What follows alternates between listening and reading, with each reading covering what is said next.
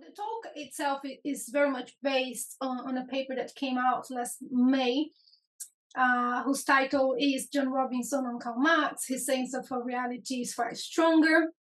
And the paper itself is a assessment of John Robinson's book, whose title is An Essay on Marxian Economics from 1942.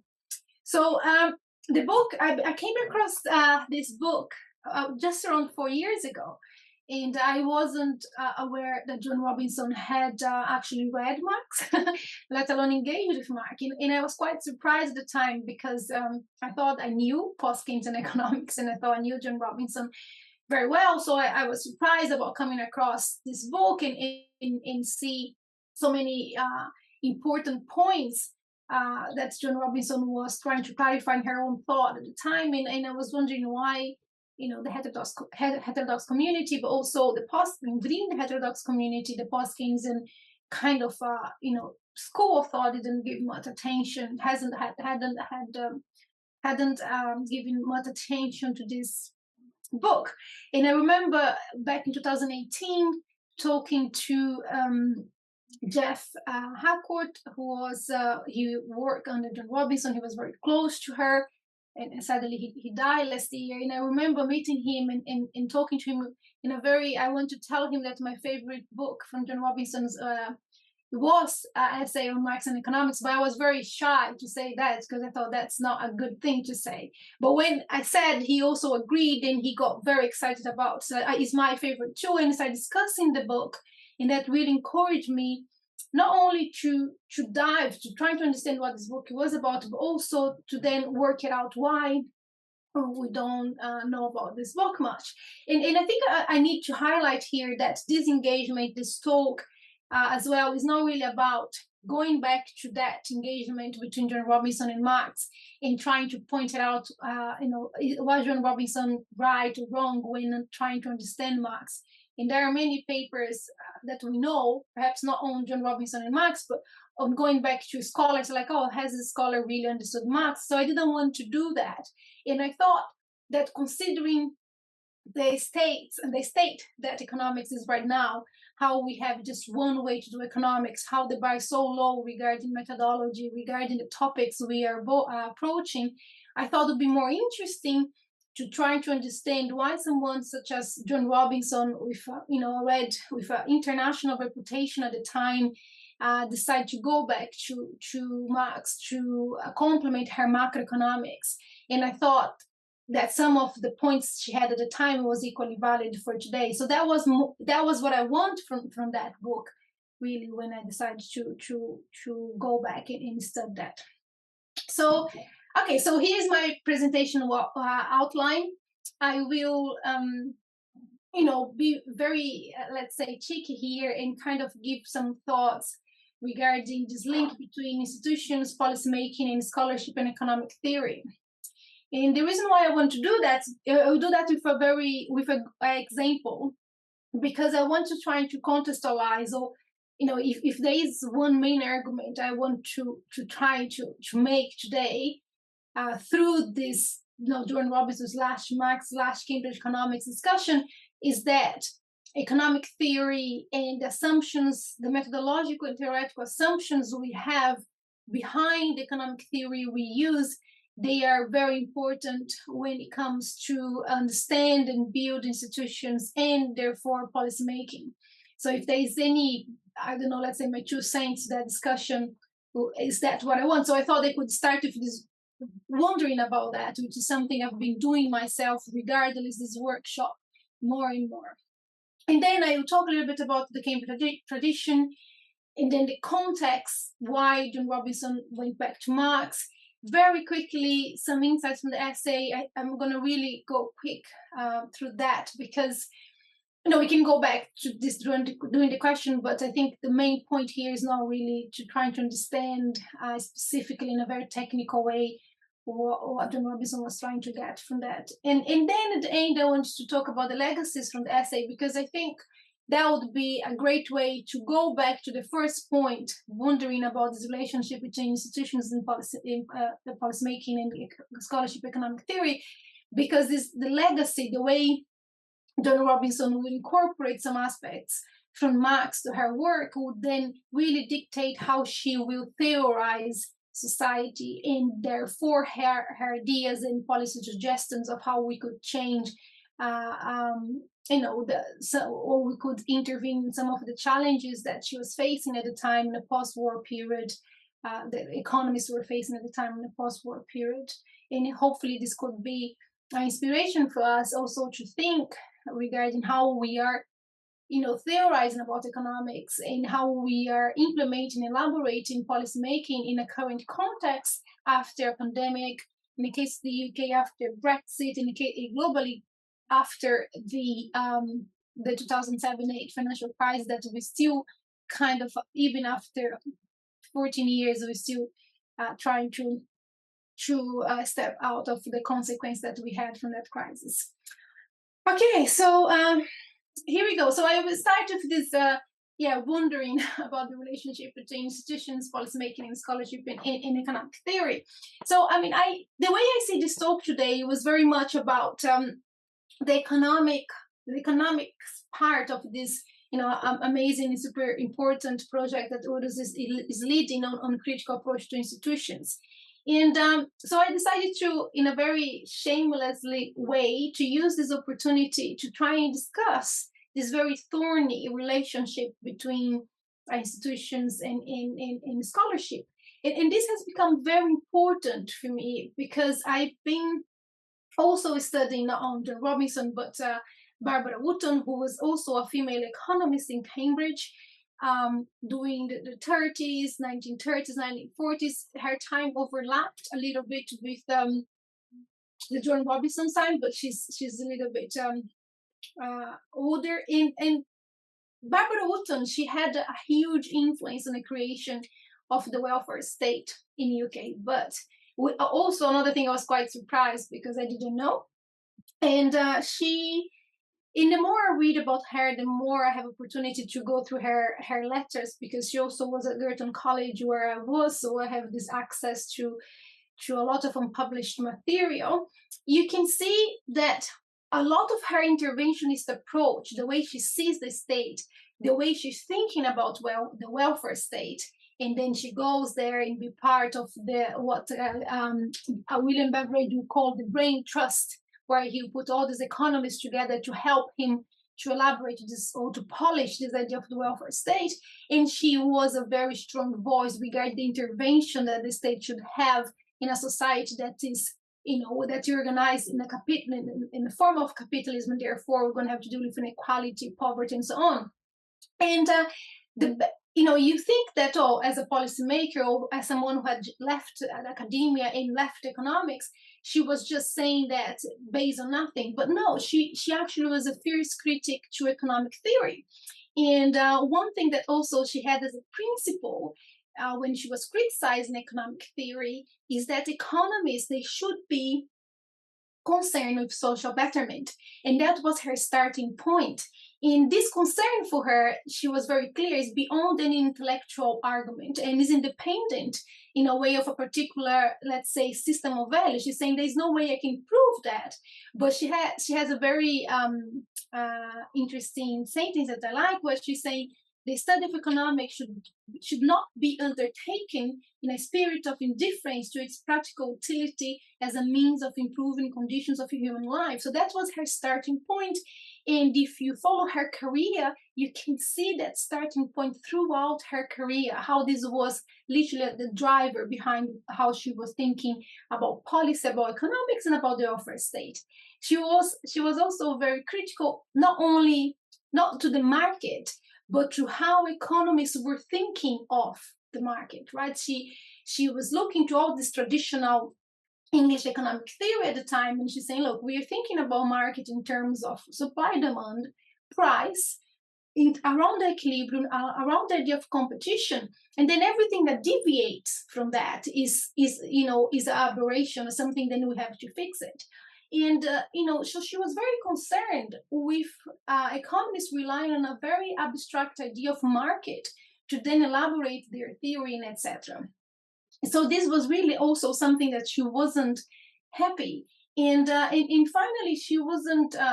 She was very she was very critical as well regarding this idea of economics having a scientific status, because she was saying, she would say, if you're really concerned about human behavior and distribution, how this can be just positive, is a normative aspect. We're gonna end up having norms and values guiding what we're doing.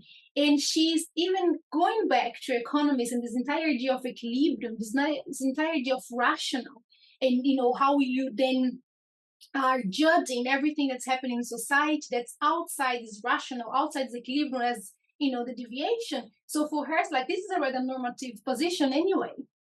So it's very interesting to see how she's criticizing and engaging with big names at the time, Lionel Robbins and even Hayek and etc. So she's very concerned about that. And working with her has made me think more and more, or perhaps made me confirmed, how there's no such a thing as ad hoc policy or neutral institutions, because economists and policymakers, they will always have their, as Tony Lawson liked to say, the pre-ontological assumptions regarding their ideas, their research, their starting point.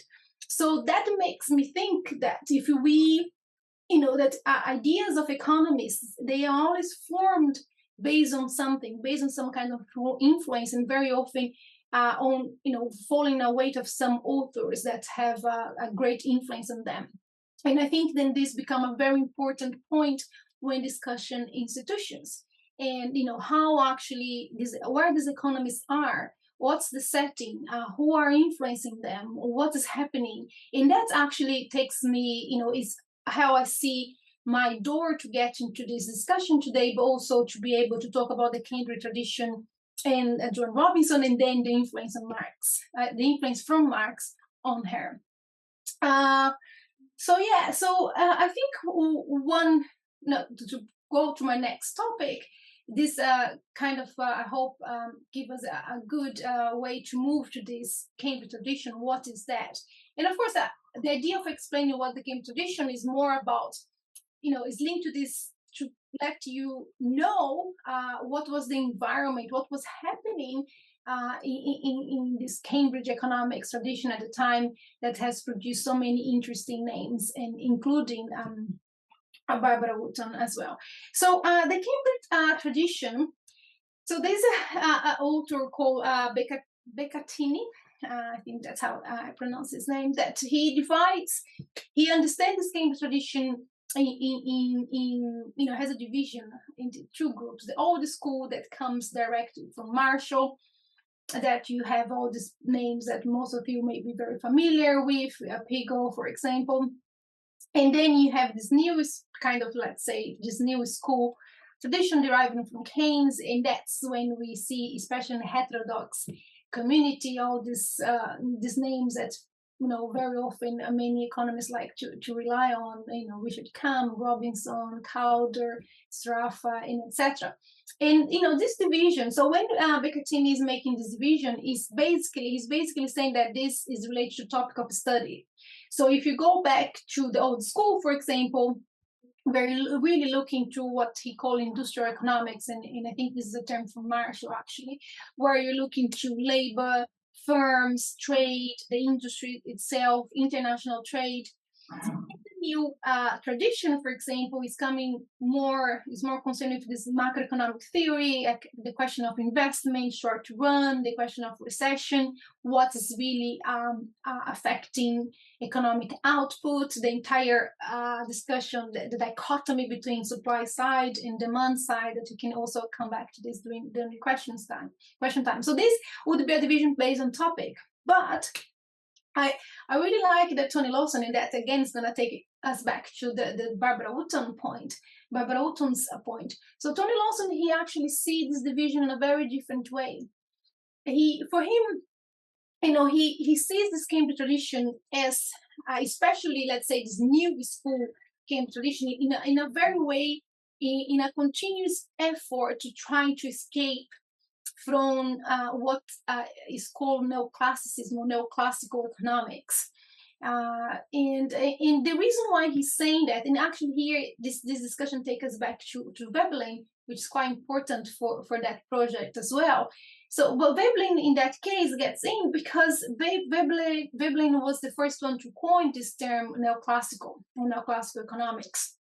And what Tony Lawson is saying is, in a way that Veblen coined that term, and I'm going to discuss that very quickly. You see after that, he's coined this term trying to show how Marx was trying to escape that neoclassical economics, and how all these names deriving from Keynes, including Keynes, are trying to escape that. So, very quickly, so Veblen, he comes with this new and that classical term.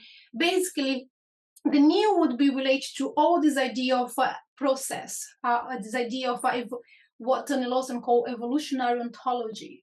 So there's a question of openness. There's an evolution that's happening in society that's turbulent, that there's no equilibrium, and so on. And that has a lot to do with the influence that's coming from Darwin at the time as well.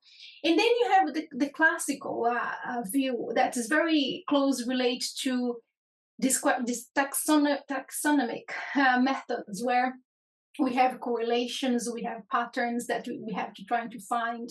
And in Veblen, it's saying this new, it's all this evolution aspect, all this, this causal process kind of clashes a little bit with this taxonomic methods that's more statics. And Veblen is saying that Marshall is trying to bring these two things together. That's why it's the new and classical. However, it's a bit of a contradiction to do that, especially regarding the methods. The methods you use when you have this, we're thinking about openness or a non-theological progress, is not going to be the same methods you're using when you're trying to find correlations and so on. So what Tony Lawson is saying is like, how to escape from that? Well, we have to reject this priori orientation we have economics, especially regarding methods. And he's very clear that, and that's actually Barbara Woodson's critique to a certain extent to the economics of her time, and she's right in the same time then this new school that is kind of flourishing.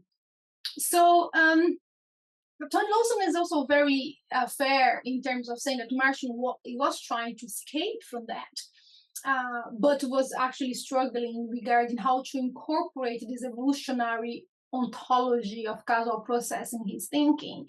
And he knew there would be, let's say, methodological consequences when you're doing that would impact this, let's say, taxonomic culture, and he couldn't really break from that. And Keynes also tried to break, and all this Keynes tradition, the treatise of probability, and Keynes' critique to econometrics at the time is this attempt to break from that. And Tony is saying most of the authors following Keynes are trying to break from this, and he sees like three different ways they're doing this. One thing is to be consistent throughout, meaning economists from that tradition, including Marshall, but also Keynes and Brain Redway, they're trying to kind of reject that methodology, more static, more around equilibrium, and trying to find a way to theorize economics and society, incorporating this evolutionary kind of aspect, and they're consistent throughout their work. And then Tony says that, for example, Calder and even Joan Robinson, they start changing when they were famous, especially Joan Robinson with her spring cleaning paper, which was published after she had died. So another aspect that he highlights here is how most of the economists coming from this Keynes tradition, but trying to break away from this neoclassicism, they're trying to put research into practice, and how that was important for them as well. And then to the last point, now I mentioned 3 points, would be the question of theory. Most of these authors, they are actually very concerned in thinking or trying to rethink economic theory. And that's something that Barbara Woodston is doing, and Joan Robinson will spend her entire life doing. She openly says she's trying to reconstruct economic theory. And for Tony Lawson, she can be placed in that tradition that's trying to kind of understand all this, let's say, this dynamics we have in society in terms of changes and so on, and the methods we have in economics to deal with that. So I think it's quite important to place Joan Robinson within this kind of setting that is this an institutional setting of what's happening in Cambridge at the time, and how that would then influence not only the knowledge produced in economics, but also the practice of economics at the time.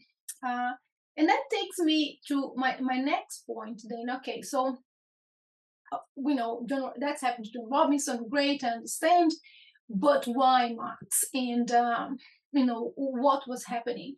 And I try to separate that. So I think perhaps we should think, okay, there is this institutional setting there that is kind of driving all this change in thinking in kind of, let's say, helping this new tradition in the Cambridge School of Economics to flourish. But we can't really dismiss also the context, which is something I tried to mention before, that we can have some parallel to the question of the pandemic and etc., which was the Great Depression. So the Great Depression was a huge challenge for all these economists, and especially for economic theory, because some of you may be familiar with the entire influence of the Say's law, or the laissez-faire capitalism we have, the pre-Keynes, pre-Great Depression time, in the idea of full employment, the idea of marginal value. So by then we have had the marginal revolution in economics, which is like what one more unity of a good is worth. So we have an entire focus on monetary policy. I know nowadays we like to say, oh, the only game in town is monetary policy, but that was pre-depression as well, in a very different way, of course, with very different techniques, etc. But monetary policy, let's say the control of money, was really the main way to challenge, let's say, the malfunctioning of of economies, capitalist economy, developed economy. Developed economies, the developing economies wasn't really part of this discussion in the Cambridge Circle at the time, which is something also that John Robinson changed in Cowder and so on. So I think this context is very important, because it can also help us to understand, or to help us perhaps feel optimistic regarding having a very difficult situation such as the pandemic, and perhaps this also can challenge the economic theory, although I can see that it hasn't really happened in that way. So Keynes in that context will criticize conventional economics, and I'm not going to get into Keynes' critique here, but for Joan Robinson, who was very close to Keynes at the time, and very close to this entire discussion, because she was part of the Cambridge circles, which I will mention a little bit more later on. So she was really concerned, because she thought that wasn't enough for her, that Keynes' critique wasn't enough for her. And she was already engaging with Keynes in his treatise of money, like from the 1930s. So she was very concerned with the issue of what the term is investment, for example. So this relationship between saving and investment, even back at the time, was extremely problematic as it is now. And she wasn't convinced that Keynes was dealing with that very well. She was very concerned with the question of price formation, with the idea of short run, especially this idea of short run converging to a long period of equilibrium, because that's something that Keynes is not going to break away either. And so she was trying to influence Keynes' thoughts with these points. And by the second half of 1930s, she was she was a supporter of the general theory, but she also a very, let's say, a friendly critic to the general theory. And she starts her own, let's say, investigation into this long period analysis, and in trying to understand, for example, what is really this definition of full employment. She didn't think was clear enough. She really wants to know, because Keynes' entire critique in theory is a short run kind of approach. So she was really concerned about, well, what's happening long run? What determines growth? What's happening here? What determines distribution between capital and labor and so on? And she just wasn't satisfied. And one of her main points as well was regarding profit and the rate of profit and profit creation. She had this question of how profits are made, which seems right now is something economists unfortunately don't discuss anymore directly, but was a big deal for many economists at the time. And she was not satisfied with what was happening within the Keynes and what would become the Keynesian theory. So these are the points that I would summarize that she was very concerned, that she wasn't happy. In a last part of this context, so we had the Great Depression, we had John Robinson's, let's say, not feeling fully satisfied with Keynes' critique to the economy, to the orthodox economics at the time. But also, she was very lucky to come across, and that's why friends and network are very important, to come across with two names that had a huge influence on her, and that was through the Cambridge circles at the time. So during the 1930s, there was this creation of a group. Well, Keynes wouldn't take part in that group, but it's a group of economists. It was Sraffa who started that group to then read the general theory when was it still in its draft form, in reading other papers from Keynes and give constantly feedback to Keynes, and the feedback would go through Richard Kahn, who would then take that to Keynes. And in that group, if you read about that group, you see that the main concern was the question of unemployment, because obviously they are writing in the 1930s in that context of the Great Depression, and that's when this new tradition of economics would come. So there is this very important historical context as well. And of course, Keynes' general theory was indeed, let's say, an answer that the profession kind of found these horrifying conditions of the Great Depression.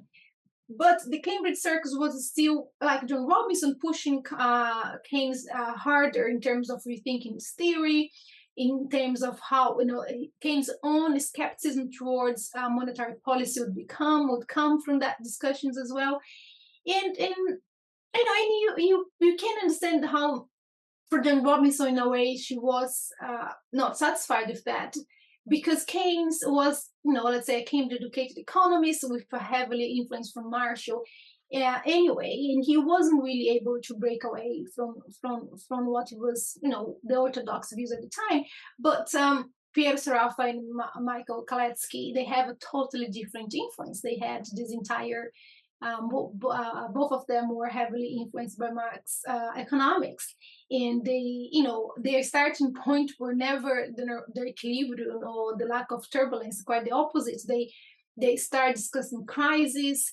They started discussing the impossibility of a, let's say, automatic mechanism for reestablishing the equilibrium of the system. They also critically, equally, let's say, they're also extremely concerned with the question of returns and distributions, and therefore the issue of profit. And they both took economics, let's say Marxian economics, very seriously. And especially with Kalecki, was very clear for him. But Sraffa, I think I would push for Sraffa as well, although, with a disclaimer, I'm not expert in these two authors, that they have very clear that capitalists would extract everything they could from workers, and you could never think in terms of full employment in that context. So John Robinson's, let's say, encounter with Marx comes in that context, the Great Depression, these colleagues studying Marx, and also this dissatisfaction with Keynes' theory. So she was, Keynes, the same way in Marx, they had this conviction that, let's say, who was running the capitalist economy were capitalists and not consumers. In that profit-making and accumulation was really the center of this entire system, let's say, and was the objective of the capitalist class. And that also, she was already getting that from Keynes, but of course from Marx, Sraffa, and Kalecki was a very good influence.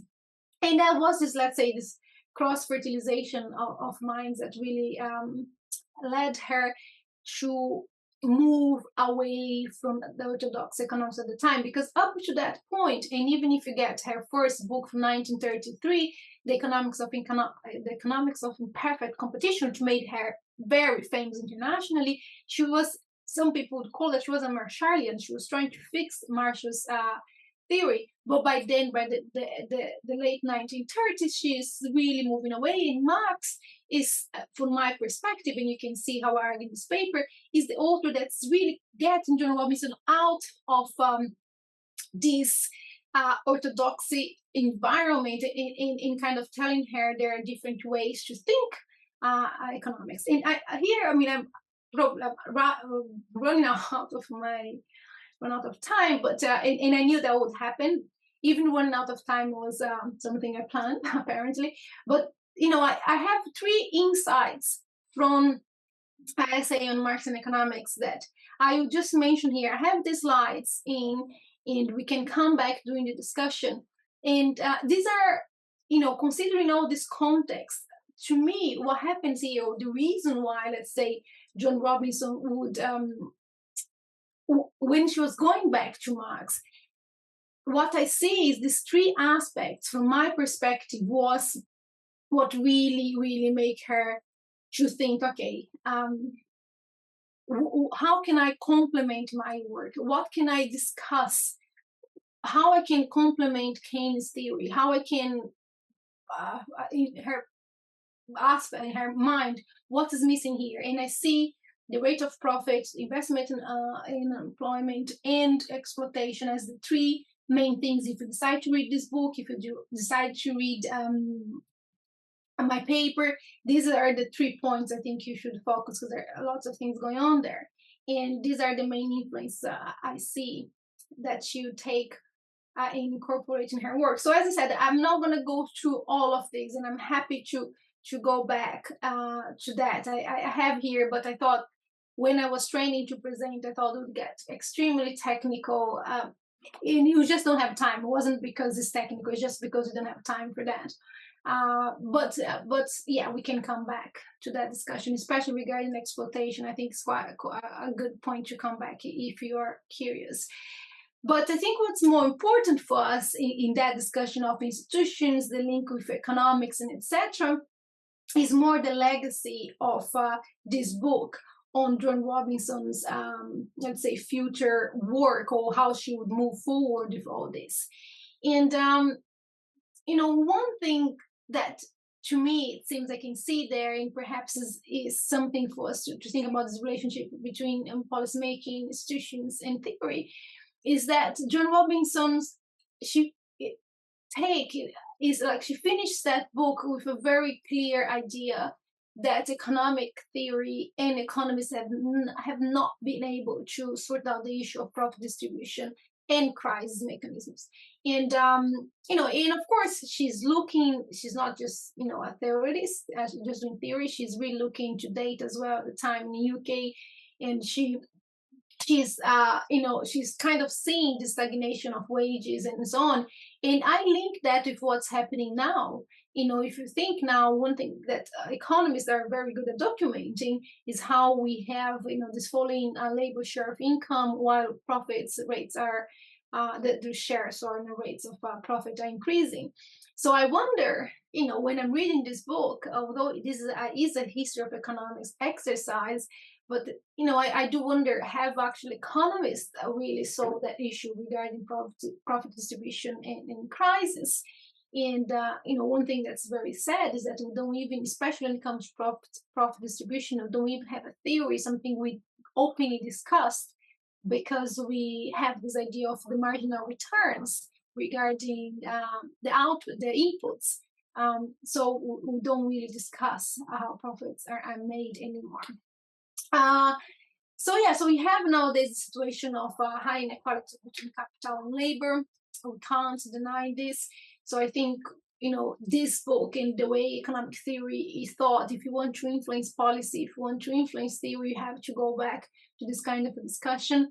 And to me, in that, of course, I'm kind of taking that from Joan Robinson, from the heterodox approach more broadly. We have to move away from this kind of marginal product of labor and capital and try or go back to this heterodox view regarding the bargaining power between capital and labor, with both Kaletsky, Joan Robinson, all are getting from Marx in a way.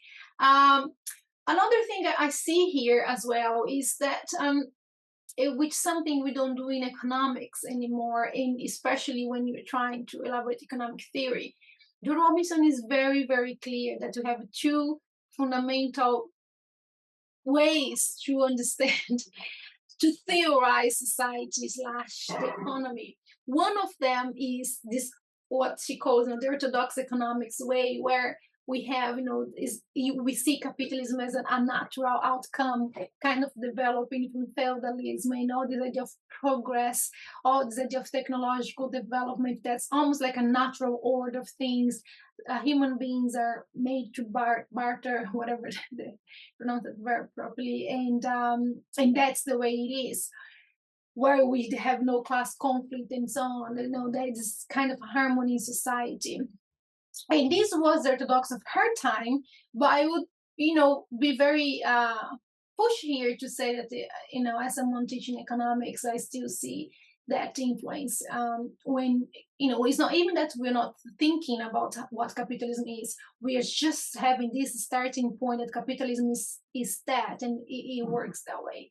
And then you have the Marxian economics, which has this heavily influence in Joan Robinson, saying, well, capitalism is just a part, a stage of this development. It's not final, and therefore can be changed.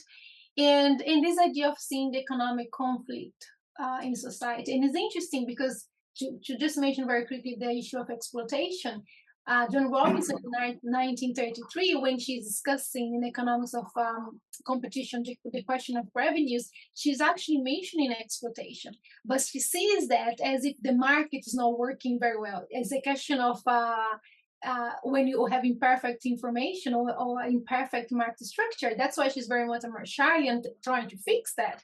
But by the time she's finishing reading or writing the essay Marxian Economics, she's very clear that this conflict is part of the social fabric. Is this conflict that she's really moving, like Sarafa at the time was pushing her as well to say that this entire issue of distribution is a social issue, is the question of a power struggle between capital and labor, and she's really heading to that discussion. So there's a final point here, which is it takes us to, she, as I said, is important. The influences in economics are quite important.